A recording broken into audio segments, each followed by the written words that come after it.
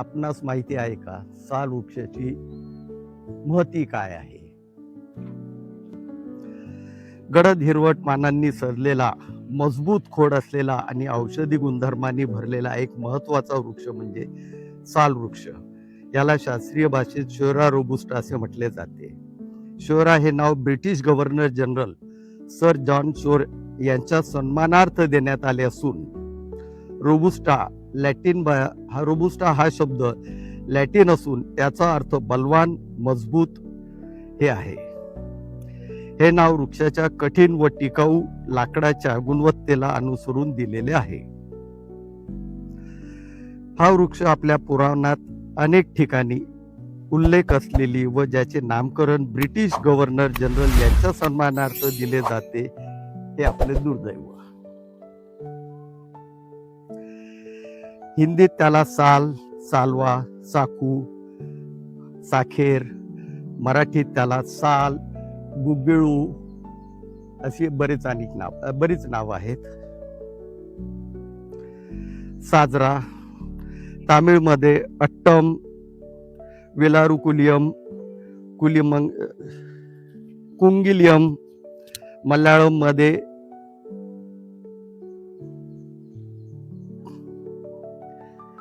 करिमर्थू, कुंगिलियम, मरमरम, कन्नडमध्ये बिलीबोगी, अश्वकर्ण, टार, नेपाळीमध्ये अग्राक, ओरिसामध्ये सगरी माछो, उर्दूत साल, सफेद डामर, खासी भाषेत डेंग असे बोलले जाते.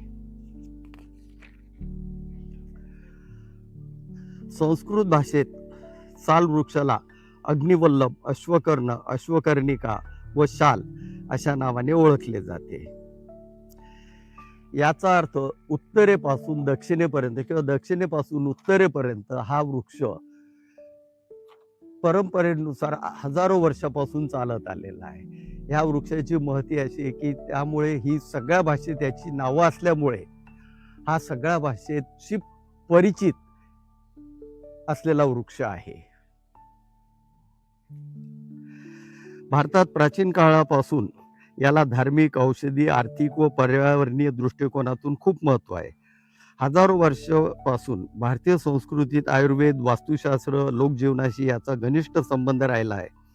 भारतीय धर्मशास्त्रात साल वृक्षाला विशेष स्थान आहे असे अनेक पुराणांमध्ये आढळून आलेले आहे. विशेषतः रामायण व महाभारतामध्ये याचा उल्लेख आहे. वनवासाच्या काळात श्रीराम, लक्ष्मण व सीता यांनी साल वृक्षाच्या पानापासून बनवलेले वस्त्र परिधान केल्याचा उल्लेख आहे. याशिवाय पौराणिक कथा अशी आहे की श्रीरामाने सुग्रीवाच्या मदतीसाठी बाण मारला होता. तो बाण साल वृक्षातून आरपार गेला. ह्या घटनेचे प्रतीक म्हणून नेपाळमध्ये एक पवित्र साल वृक्ष आजही पूजला जातो. ओरिसा, छत्तीसगड या भागात हा वृक्ष त्यांच्या जीवनाचा अविभाज्य घटक आहे. त्याचे विविध घटक आदिवासी या वृक्षाला देव मानतात व त्याची पूजा करतात. साल वृक्षाच्या संरक्षणासाठी स्थानिक देवतांची स्थापना करून त्याची काळजी घेतात. हा वृक्ष मुख्यतः भारत, नेपाळ, बांगलादेश, मध्य प्रदेश, झारखंड, ओरिसा, पश्चिम बंगाल, उत्तराखंड, छत्तीसगड, बिहार आणि उत्तर भारतातील काही भागांमध्ये नैसर्गिकरित्या वाढलेला असतो. साधारणतः हा वृक्ष 25 ते 35 मीटर पर्यंत वाढतो. याचे खोड मजबूत व रुंद असून त्यावरची साल जाडसर, खरखरीत व पिंगट तपकिरी रंगाची असते. या वृक्षाची पाने, साल, फळे, बी व बियापासून मिळणारे तेल औषधामध्ये मोठ्या प्रमाणावर वापरले जाते.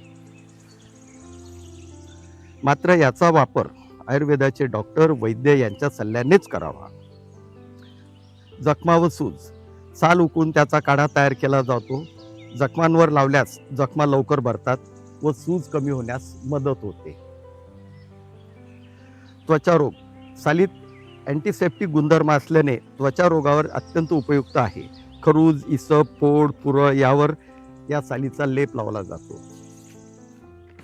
प्रामुख्याने छत्तीसगड ओरिसामध्ये जास्त प्रमाणात आढळणारा हा वृक्ष भारताच्या प्राचीन काळापासून याला धार्मिक, औषधी, आयुर्वेद व युनानी तसेच आर्थिक पर्यावरणीय दृष्टिकोनातून महत्त्व आहे. हजारो वर्षापासून भारतीय संस्कृती, आयुर्वेद, वास्तुशास्त्र आणि लोकजीवनाशी याचा घनिष्ठ संबंध आहे. जैन धर्मात जे 24 तीर्थंकर आहेत त्यातील सोमनाथजी यांना या वृक्षाखाली सिद्धी प्राप्त झाल्याने तीर्थंकर वटिकेत त्यांच्यासाठी या वृक्षाची लागवड करतात. तसेच त्यांच्या मंदिराच्या परिसरात या वृक्षाची लागवड होते. भगवान महावीरजी यांचा जन्म या वृक्षाखाली झाल्याने जैन धर्मात या वृक्षाला अनन्यसाधारण महत्त्व आहे. भगवान बुद्धांना या वृक्षाखाली महानिर्वाण म्हणजे मोक्ष मिळाला तो कुशीनगर उत्तर प्रदेश येथे. त्यामुळे साल वृक्ष शांती, समाधी, आध्यात्मिकता व मोक्षाचे प्रतीक मानला जातो. म्हणूनच बौद्ध मंदिराच्या परिसरात हा वृक्ष लावला जातो. दातांचे विकार. सालांचा काढा हा दंतमंजनात वापरतात जेणेकरून दात मजबूत होता व हिरडेदुखी कमी होते. सालीचा उपयोग अतिसार व जुलाबावर केला जातो. संधिवात. सालीचा लेप.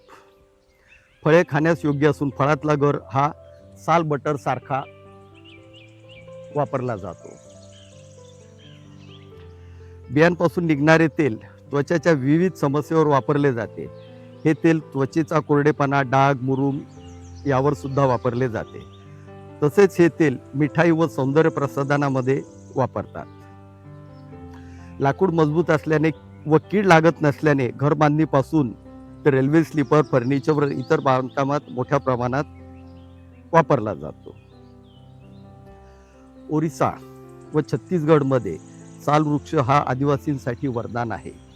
पानांपासून पत्रावळ्या, द्रोण तयार करण्याचा गृहउद्योग या भागात फार मोठ्या प्रमाणावर आहे. ह्या भागातून पत्रावळ्या, द्रोण संपूर्ण भारतात रवाना होतात.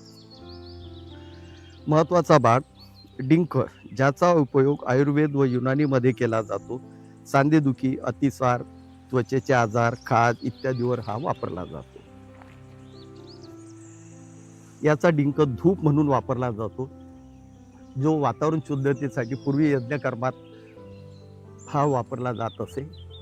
या डिंकापासून जो एक एक्स्ट्रॅक्ट निघतो तो परफ्यूम इंडस्ट्री किंवा सुगंधी तेले, मलम वगैरे या ठिकाणी त्याचा वापर मोठ्या प्रमाणावर होतो. त्यामुळे ह्या वृक्षाला आपण म्हणजे याचा कुठलाच भाग वाया जात नाही. सर्व भाग वापरण्यायोग्य असल्यामुळे ह्या वृक्षाला आपण कल्पवृक्ष म्हणू शकतो. भारतात हा दिवसेंदिवस नष्ट होत चाललेला वृक्ष आहे.